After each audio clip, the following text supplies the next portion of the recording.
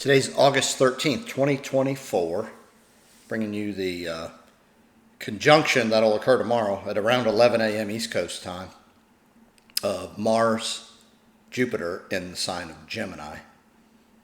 That'll be about the exact time that it occurs, in and around there. And I just want to bring to you what we're all going to be dealing with. Start off with just the Mars and Jupiter conjunctions. Mars is rules the very first house and rules beginning, starting, figuring stuff out, or the new path that you're trying to blaze with the fire sign of Aries. So it's beginnings. Jupiter is the ruler of the last fire sign of Sagittarius, which rules the mutable ninth house of putting it all together. So with this going on, with Mercury retrograde and then the Grand Cross that's involved with these two conjunct planets, you're going to have to deal with misinformation, right? Mercury retrograde late in the sign of Virgo, or early in the sign of Virgo. And you're also going to have to deal with, all right, where am I going with what I know? I'm in the mutable sign of Gemini, and I need to go and figure this out. What's happening then? So much that I don't even want to deal with the craziness. It's been by design. It's been on purpose. Everybody that is anybody knows that the astrology behind this is why it's so chaotic. Been trying to talk to you forever about this. And now that we're here, I'm going to talk to you less about it and more about the energies. So Jupiter and Mars together, where do you want to go? How are you truly going to look at things? How do you see them? What do you know from within? What are you learning on the outside that's maybe caused you to go, I need to take a step back. Maybe I've been lied to. What if I'm the fool in all this? What if I didn't see it? Those things should be occurring, as well as I saw it all along, but you're realizing that most others don't. Probably the biggest person to try to convince, even if it's you, about something that they've been lied to all along or fooled, is the fool. When the ego's in the way and Jupiter and Mars are, they're fire signs, trying to always get things better. I think you have to have that ability to bring alchemy, bring the fire to change the chemistry of whatever it is you're dealing with. Sometimes you're your own worst enemy, or you see how you dealt or you allowed others to deal with you to be your own worst enemy. Because Mars and Jupiter are together here in the middle of Gemini, just gather. The Grand Cross that's going on is in all the mutable signs. A lot of you are going to hate me for this, but get in the damn middle and be the master. You don't have to be hasty here. The key is to be observant. How are things going? Are you allowing the universe to bring you information, not just from the physical form? Maybe it's a hunch, a dream, a feeling, a way of seeing something for the first time. I hope you're allowing all that to happen, because this Grand Cross is where we have oppositions, which are two opposing factors, right? This way, and then we also have squaring. So all these planets are either opposing or squaring. Work you must do. Work to be done. Work that you sort out from within. All of what I've been talking to you about for all this time, go within. What do you know? What do you feel? What do you think? What do you believe? How do you see it? All that occurs.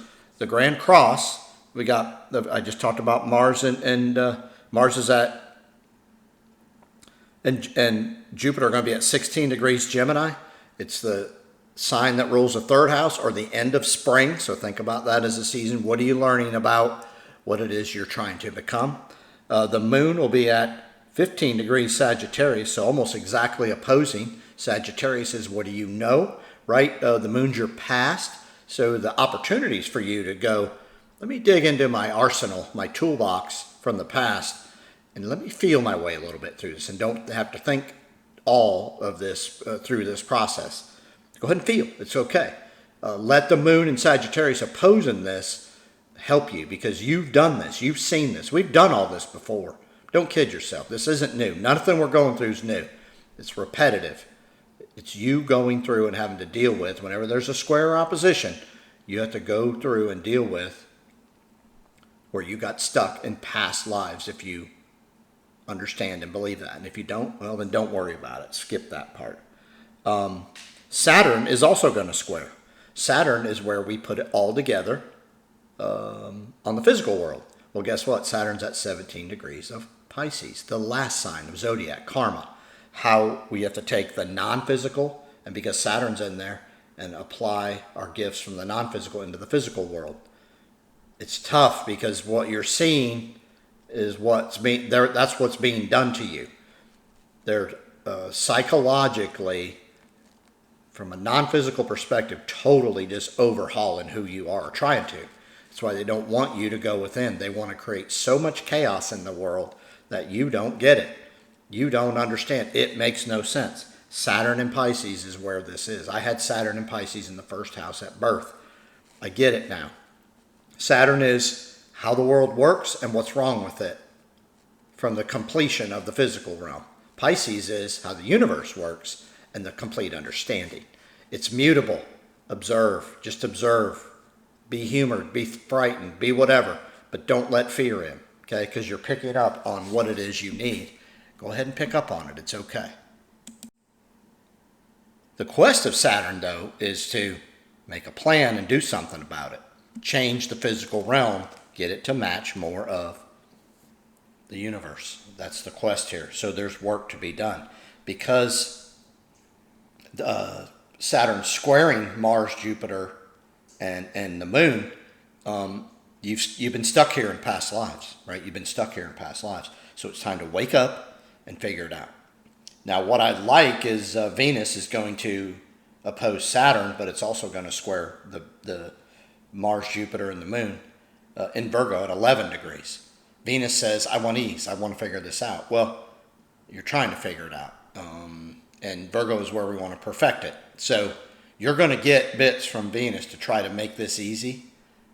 You'll probably overcomplicate it and don't let it be as easy as maybe as it could. But because these are squares and oppositions, right, you're going to find yourself swinging heavily. So the more you can try to get in the middle, the better you'll be.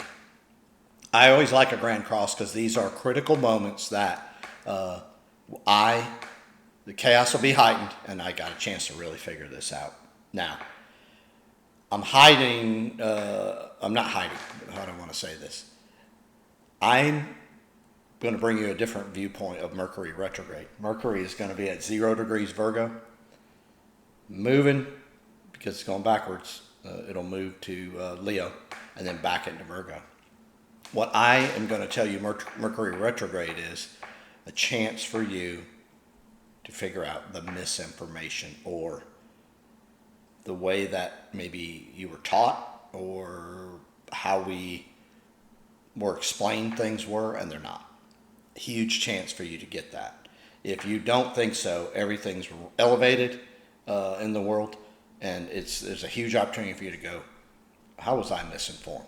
That's my approach here. And then how can I take that and get myself back into control of myself, not anybody else, not anything. Get in control so I can take the steps or make the steps necessary for me to evolve. Huge evolution is here. If you don't believe me, I'm fine with that. But this, I would look at the misinformation, and I'm hearing too many people go, yeah, can you believe this? And can you believe that? Yeah, I believe it all because I've been watching it for years and years and years. I'm not going to waste my energy on that next crazy, goofy, silly idea that's out there. I'm just not going to do it. I'm not going to get swung. I'm going to be the master. These 5 planets are in the 4 mutable signs. The ending of each season, the ending of spring, ending of summer, ending of winter, and ending of fall. What do you do at the end of a season, and what happens to you at the beginning of the next season? Think about those. Think of just spring, summer, fall, and winter. That's it. What happens at the very end? Think about that. Okay, the planets. Of course, Jupiter and Mars are conjunct in Gemini. I already talked about that to a great degree. The only thing I'll add to that is Jupiter wants to expand on what you know or how misinformed you were. Allow that to be. And Mars wants you to find a whole new path, blaze a new trail. Mars is the ruler of Aries, the fire sign. What do you need to burn down to maybe to where you can make it through, because the trail is like so heavily overgrown that you need to burn it down to get through it. And then that'll create another whole scenario for alchemy. Bring carbon, go back into the earth and grow something that you want or need in that same environment. Because they're in the sign of Gemini, teach what you know, talk about it, but be in the middle. Don't try to swing people. Remember, Gemini's the twins that face away. Don't worry about being right and proving somebody wrong, or worry about them wrong or them right and proving you wrong. You assess from within. Twins, you will have two viewpoints. You will swing. One day you'll think, I got it. Next day you think, I don't have a clue. That's okay. Let that go. Don't get pulled too far in either way. The only other conjunction is the Sun and Mercury. So I would let the mind work a little bit here, let you understand, but I would look more at how have you been fooled? What do you not see? How did you not see it? I would look at that. And I'm not blaming you. Don't bring fear with you here. This is where fear really gets cultivated and can grow into the big monster that it doesn't deserve to be. The oppositions. I already told you the moon's opposite Jupiter, Mars. Moon's your past. So this is where you got through what you knew or what others knew, you didn't maybe understand. Here's your chance to step back, get a better viewpoint, a more wise viewpoint. Venus and Saturn are also opposite. Here's another chance. Who are you? What do you know? And what can you build from this? Venus is trying to help you. It may be a difficult thing, as Venus likes ease and Saturn says, no, you have to do the work. They're opposing. So you might not feel like it's easy, but it might be way easier than you could have ever imagined if you just get through that initial phase of fear, or I don't want to be wrong, or I don't want to make a mistake. You'll like where it takes you.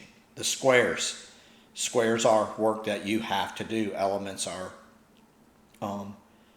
not wanting to work together where the planets are. Sun and Uranus. So you have been lied to. Sun. Uranus is the truth. Sun is where I'm trying to go.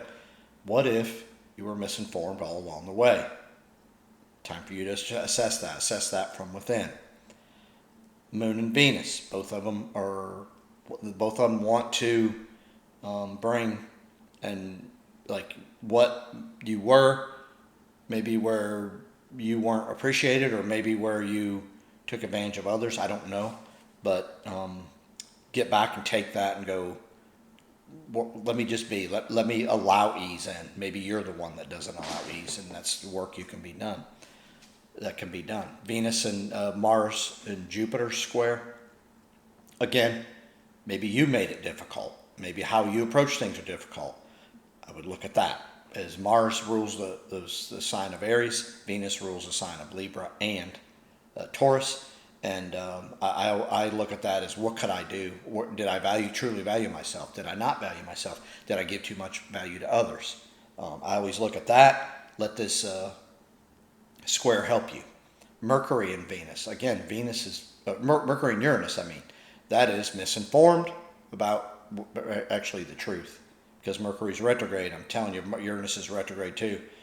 The lies are exposed. We're going to get back to the truth, because Uranus is in 0 degrees Aries. Is going to go back to Capricorn till November, and when it does, all these truths and all the absurdities will be pretty much right in your face about what is the truth, and you're going to have to admit that you didn't have it all. I'm doing that daily by the second. I'm doing it right here in this video.